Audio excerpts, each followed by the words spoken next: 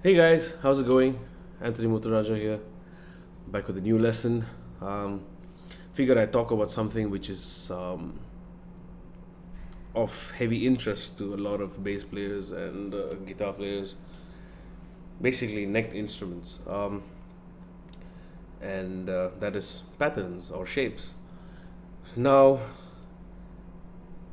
there are many who don't believe that patterns are useful. There are some who believe they're useful. There are some who say that they're on either side. It's good and bad.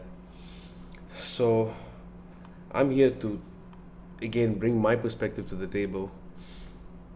I'm not citing the good or bad of it, but I'd rather talk about what comes with it, the pros and cons of knowing shapes and patterns. So now, what is a shape or a pattern? A shape or a pattern to me is something that is movable. Movable in the sense it can be harmonically moved, rhythmically moved, or melodically moved. And often, again, people associate patterns and shapes with melody or pitch. Nothing wrong with that, but you forget about the rhythmic aspect of it and the harmonic aspect of it, chordal aspect. So now, let's just look at one shape, which is something Coltrane is notorious for, which is the 1-2-3-5 major.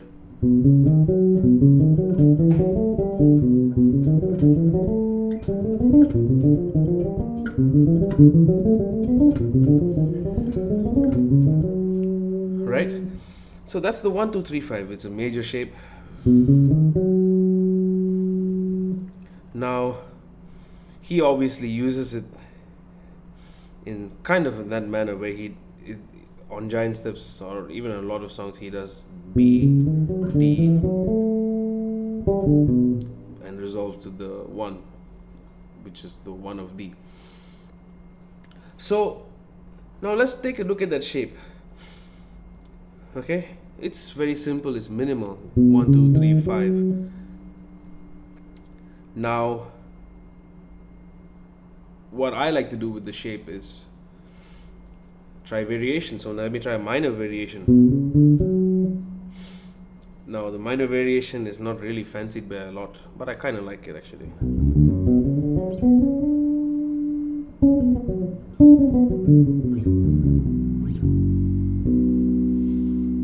Okay, so major.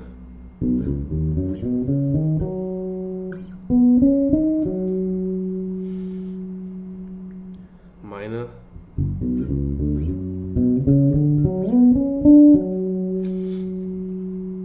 Okay, now you may think the sound is just so directional. It's got a very specific direction to it. Now I want to take the idea of displacing octaves and try the same shape. So 1, 2, 3, 5. I can do something like or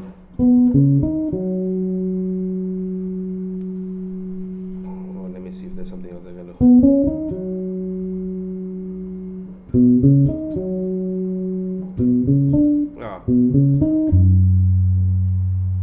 Right now you might think, where will I have the time or the space to do that?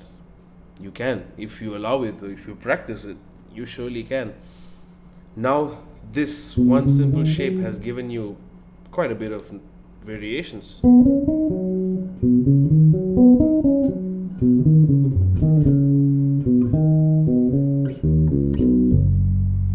Right, and then obviously permutations, you combine.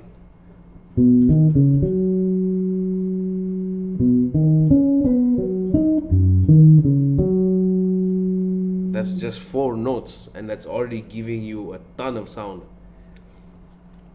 And it all comes from a shape or a pattern. Now,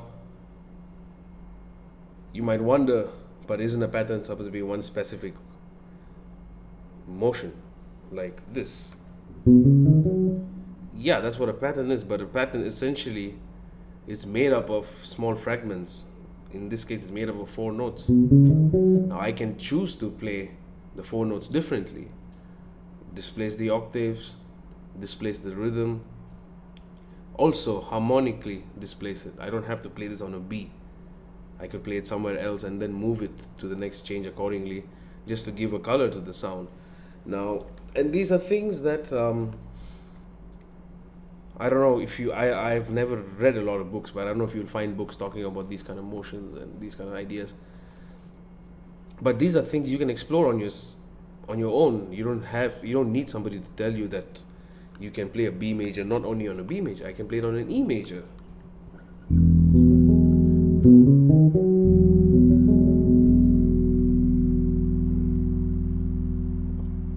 Not just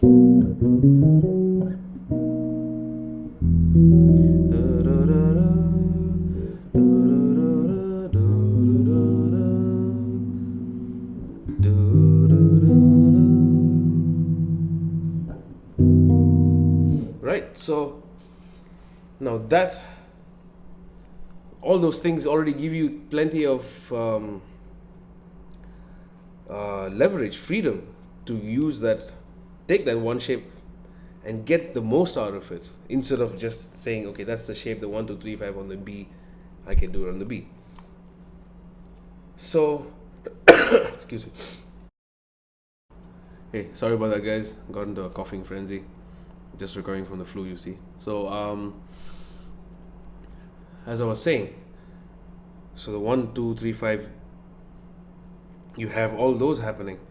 Now let's take another shape that I like to use. I call this the 1, 7, 6. It's basically a root, 7 and the 6th, and it varies depending on the scale degree. So in the key of C,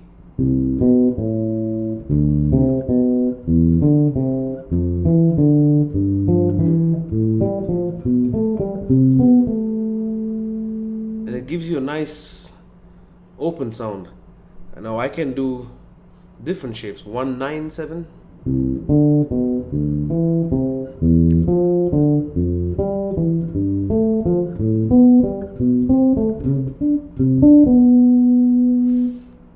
Now that's just a 3-note thing. Now I can add a 5th note to it, 4th note to it, and expand it.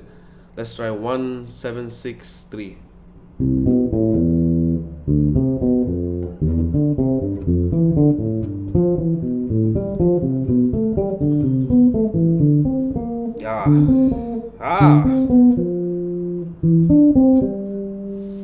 And now you start to hear this melodic thing happening.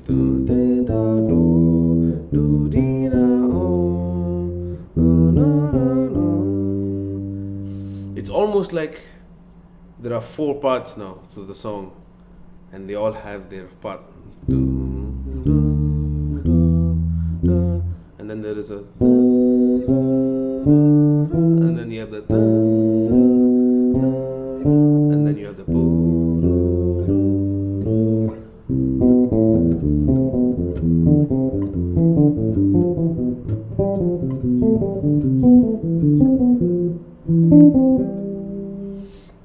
Right, that came out of a shape, a pattern.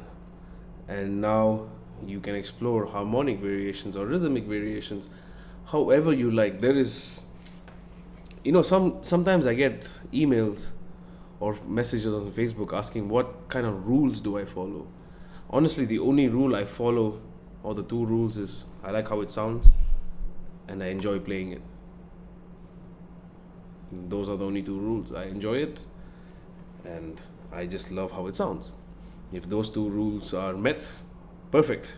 I don't need to worry about the other little things. Alright, so I don't want to. Fuck. Seconded it. So anyway, I don't want to sit down and just muck about this for a longer time, because I think you get the point. The point is, you can really take anything that is meant to be limiting and just stretch it out, open it up to limitless options. So with that, I'd like to wrap this lesson up, and I will see you guys next week with a new lesson. Peace.